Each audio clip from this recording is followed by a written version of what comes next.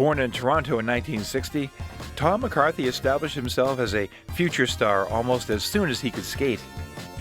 Tom gained infamy at the 1977 OHA Junior Hockey Midget Draft when he was the first player chosen in a draft that included Canadian prodigy Wayne Gretzky. Now, of course, there's a story behind this odd piece of hockey trivia. The Gretzky family had stated that Wayne would not play anywhere but Peterborough, who owned the fourth draft position. In addition, it was pretty clear that the teenage prodigy would only play one season of junior hockey before moving on to the pros. So, Oshawa Generals GM Sherwood Bassin figured 2 years with Tom McCarthy was better than 1 year with Gretzky. He chose Tom with the first pick. McCarthy proved that Bassin made the right decision, as he recorded 2 outstanding seasons in Oshawa. In fact, after the 77-78 season, he was offered a lucrative contract to join his cousin John C. Stewart as a member of the Birmingham Bulls of the World Hockey Association, a team that would eventually be nicknamed the Baby Bulls. But McCarthy opted to remain in Oshawa because, as Bassin stated, quote, he wanted to be a boy a while longer. After a monster 78-79 season in Oshawa, McCarthy had positioned himself as the number 1 ranked underage skater eligible for the 1979 NHL Draft, which proved to be the most talent-laden draft in NHL history. In addition to his draft status, McCarthy helped to forever change the NHL's draft rules. Prior to 1979, a player had to be 20 years old to be drafted in the NHL.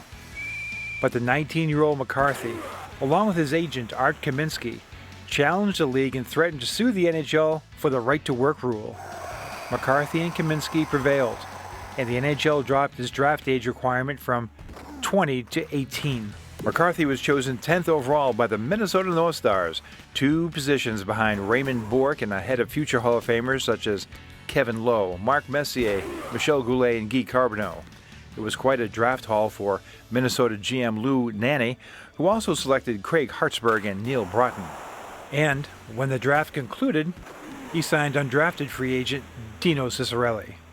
It was an exciting time to be a Minnesota North Star, and Tom fit right in.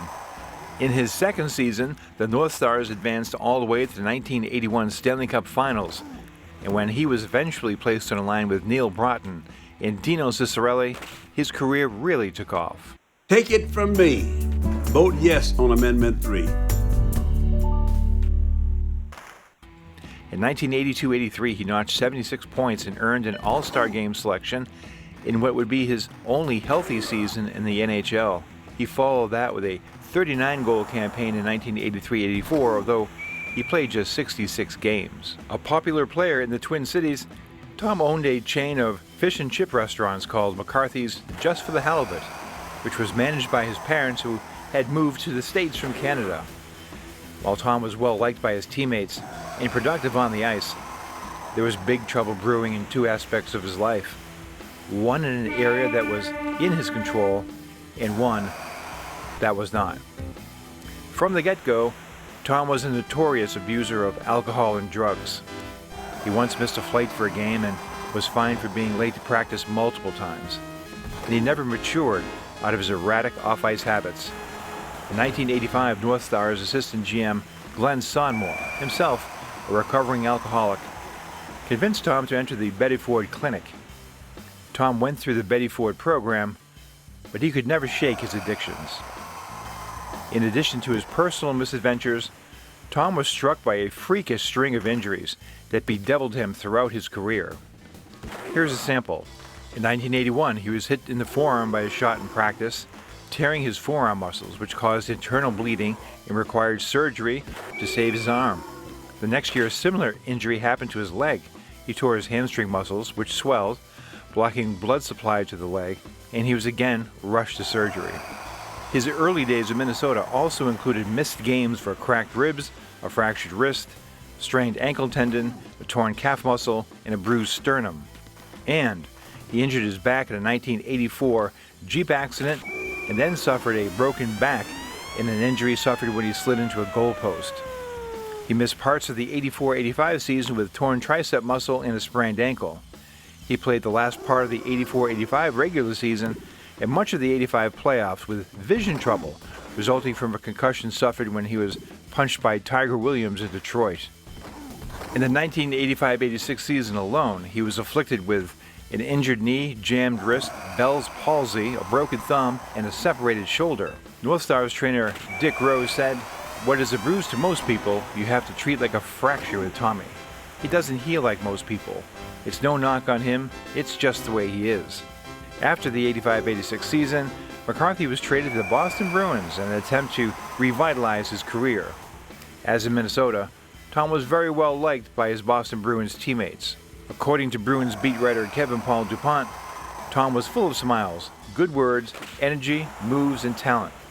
The spark in his personality stood out. Still, his old habits remained. He rarely refused to drink, and his Bruins teammates nicknamed him Tom McTardy for his habit of arriving late to practice. Still, he rung up 30 goals in 68 games in 1986-87. Now, a rib injury limited him to just 7 regular season games in 1987-88, but after a lengthy rehab stint in the minors, he was a solid contributor as the Bruins advanced to the 1988 Stanley Cup Finals. Along the boards for Kluzak. Kluzak going to the backboards. Kluzak in front. Score! McCarthy! Beautiful play by Kluzak to McCarthy to make it 5-2 Boston. What a goal scorer's goal. Beautiful drop pass by Kluzak. He has Barrasso going with him. What a goal by Tom McCarthy. Great play by Kluzak. The soft pair of hands that takes. McCarthy became an unrestricted free agent in 1988, and he joined an Italian squad, Assaggio, for 1 season, and then attempted to come back with the Vancouver Canucks in 1989-90, but he was let go in training camp. Tom then retired and began working more regularly in his family's first Minnesota restaurant. But like many athletes, the end of his career left a depressing void in his life. "As I started to drift away from hockey, I found myself associating with the wrong people," he said. "The type of people for whom booze and drugs were a way of life. He knew these friends were nothing but trouble, but he hung out with them anyway." By now, hockey was in Tom McCarthy's past. Now he was doing something different, something much different.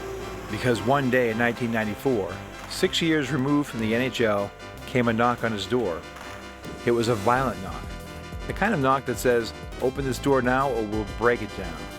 It was the FBI and other United States agencies that investigate drug crimes. With guns drawn, they forced McCarthy to the ground. He was being arrested for trafficking drugs. Earlier in 1994, McCarthy owed a debt of $30,000 to a notorious drug dealer who agreed to let Tom off the hook if he transported a shipment of marijuana from California to Minnesota. When the dealer himself was busted in an FBI sting, he ratted out Tom, who eventually pleaded guilty to trafficking marijuana, a felony because the pot crossed state lines. He was sentenced to 10 years in prison and would eventually serve just under 6 years, with much of that time in Leavenworth, a notorious maximum security penitentiary in Kansas. Despite the harsh sentence, Tom said the guilt and shame he felt was a far worse punishment than doing hard time. The other people that I might have involved, that it hurts. My parents, my family, my friends. And but if you ask any one of them, they know that wasn't me. That isn't me, and that's not what I'm about. Handcuffed and shackled on a bus headed to Leavenworth, a bus loaded with society's most violent and dangerous men, McCarthy could only reflect on how he had gotten himself into this dreadful situation. He was being delivered to hell on earth, and he'd somehow have to find meaning and purpose in the next decade of his life.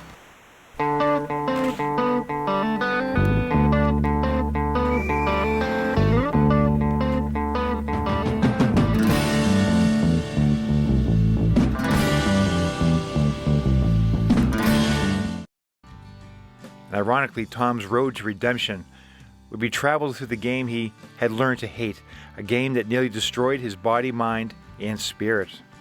While in prison, he asked the warden if he could start weekly hockey games for inmates. The hockey games became the highlight of the week at Leavenworth, and McCarthy began to love the game again when behind bars. He realized in prison how much hockey had meant to his life and how much he could impact others through teaching the game. Like a hockey school clinic in the mornings before Saturday, and I'd have every person that was, inmate involved. And we'd had teams and we had a league, and we played our games on Saturday afternoons, and there was never a fight and never nonsense, and that's where I learned I could teach.